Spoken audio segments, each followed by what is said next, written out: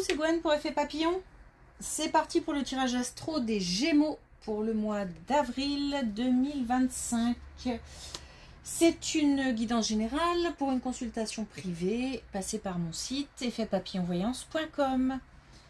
On va commencer par tirer une carte de l'oracle de la quête spirituelle.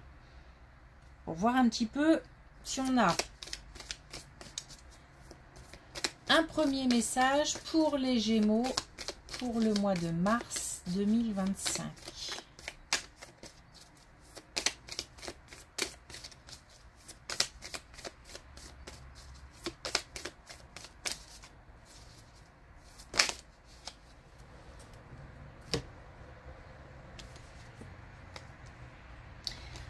Alors, on a libéré vos rêves. Faites d'exprimer des projets, des envies, des besoins même. Ça peut nous parler de rêves aussi qu'on fait la nuit, parce que on peut recevoir des messages via les rêves, et le fait de les noter par exemple, ne serait-ce que de s'en préoccuper, d'être conscient que les rêves peuvent apporter des messages, c'est une façon aussi de libérer ses rêves. En dehors de ça, ça nous parle d'exprimer, de communiquer, de partager ses idées, de partager ses motivations. C'est le début d'un passage à l'action.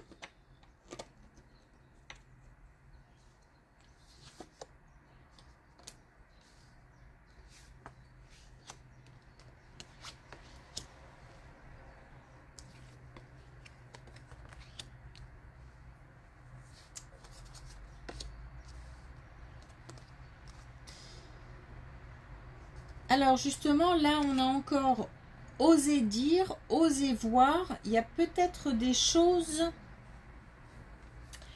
à regarder en face. Peut-être même des envies de partir, mais on n'ose pas. Des envies de quitter quelque chose, de quitter un emploi, de changer d'entreprise, de quitter une équipe, envie de déménager. Mais on a quelque chose de grand qu'on n'ose pas regarder en face parce que justement c'est grand. Par contre, on est poussé par les guides, par les défunts, par l'invisible pour regarder cette situation en face. C'est comme si on n'était pas malheureux dans une situation, mais qu'on avait envie, juste par envie, de voir un petit peu ce qui se passait ailleurs. Donc on n'ose pas parce que on ne quitte pas une situation malheureuse, ce qui aide souvent à passer à l'action. C'est pas le cas. Donc du coup on est un petit peu puis on a peur aussi de se lancer parce qu'on a une certaine zone de confort là qu'on a du mal aussi à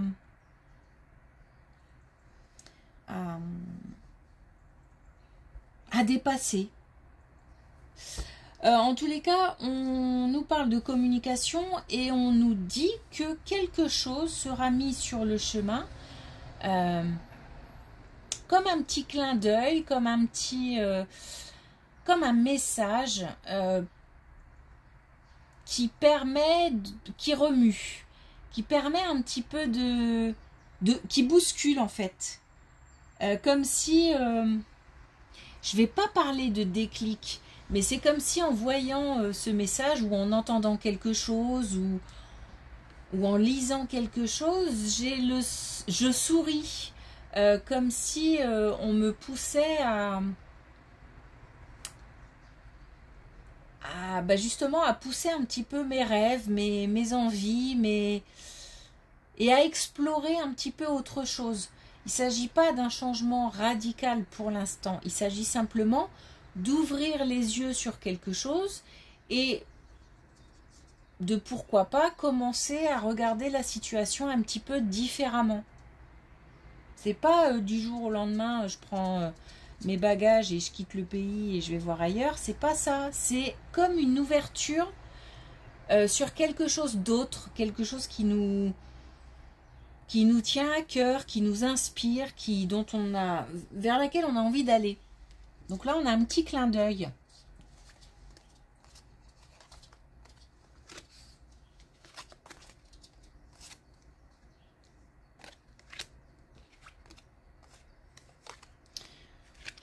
Alors, on a une situation apparemment conflictuelle.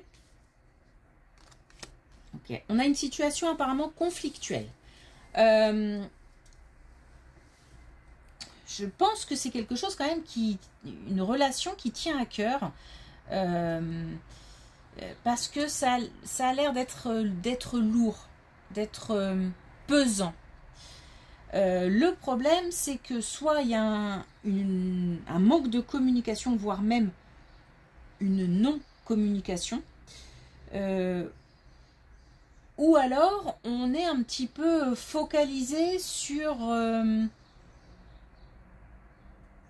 comment dire, un petit peu d'entêtement peut-être, un petit peu de je reste sur mes positions, j'ai du mal à encaisser quelque chose, donc je n'ai pas envie de faire un pas.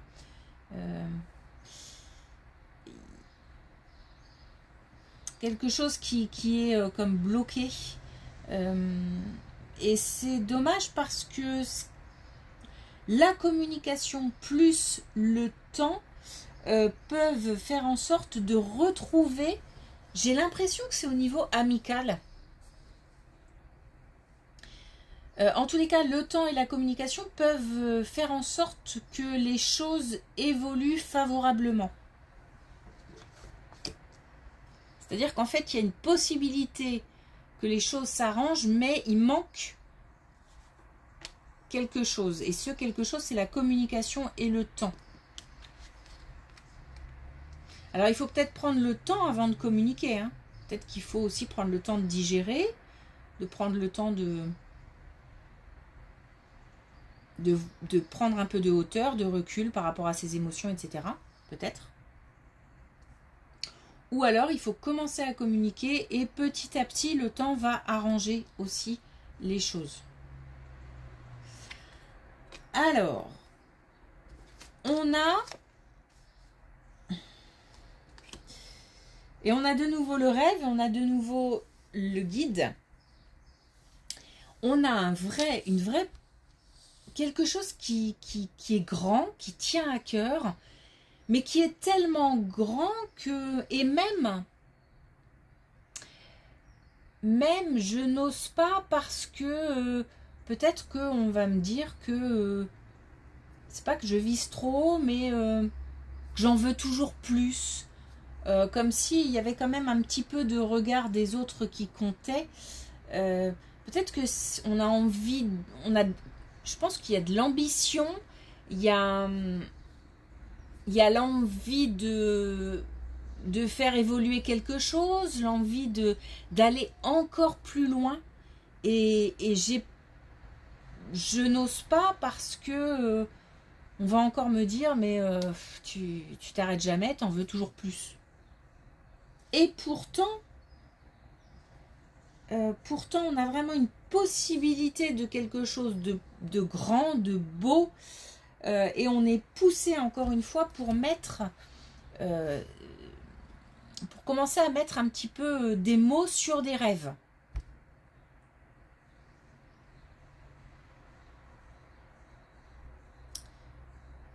Et le fait de voir toujours plus grand, d'avoir de l'ambition, de voir toujours plus beau, plus haut, c'est une qualité en fait. Même si c'est vu, ça peut être vu par certains d'une manière défavorable, c'est pourtant une qualité à la base.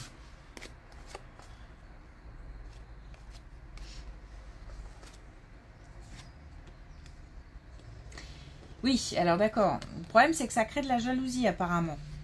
Et on se refuse, en fait, voilà, on se refuse au changement. Ouais, et pourtant, on se refuse au changement parce qu'il y a de la jalousie, parce que le regard des autres pèse. Alors, il peut y avoir aussi plus lourd. On peut aussi mettre dans la balance des choses, des éléments concrets, comme par exemple un travail. Oui, mais si je vais par là, je vais être obligée de changer de travail ou d'abandonner un travail, ou du coup d'être moins payée. Ou il y a en fait, pour aller vers quelque chose, il y a l'idée d'abandonner une certaine sécurité en fait. Donc il y a deux choses, on se refuse pour l'instant d'aller plus loin parce que il y a des regards qui pèsent. Et il y a aussi le fait que on est bien quand même dans sa zone de confort. Et pourtant, c'est même au-delà d'être personnel, je pense qu'il y a aussi un projet de couple. Et bon, puis en plus, on a l'union, le mariage, l'élévation. Bah, on a deux fois la créativité, donc on a vraiment une belle colonne. Alors, on a un engagement qui est possible pour un couple, que ce soit pour un projet de déménagement, un projet d'aller vivre ailleurs, un projet de créer une entreprise, de changer de travail pour aller vers autre chose, voilà. Il y a comme ça l'idée d'un projet de couple. Ça peut être aussi un mariage, tout simplement. Et on n'ose pas.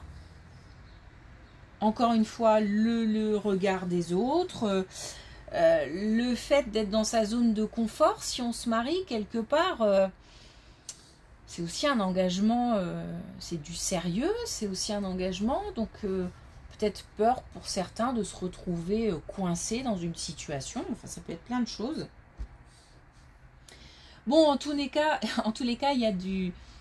y a du, comment dire, il y a des nouvelles idées, on sent vraiment une énergie créatrice, une énergie, une volonté de mettre des choses en œuvre, mais on est un petit peu coincé. Et pourtant là, on nous dit qu'il faut se faire confiance, il faut s'écouter, et il faut aussi en fait se prendre en compte en priorité, ou le couple en priorité, parce que j'ai le sentiment qu'il y a quand même pas mal de jalousie autour, hein. Des commérages, des blabla, des voilà. Et on nous dit que il faut balayer ça. Ok. Alors, un dernier message avec les connexions, la connexion avec tes guides.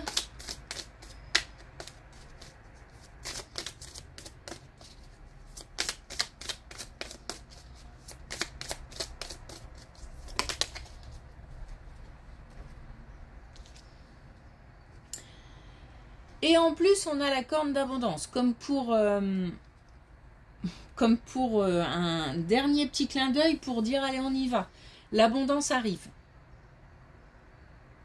Donc, ne pas avoir peur aussi de l'insécurité.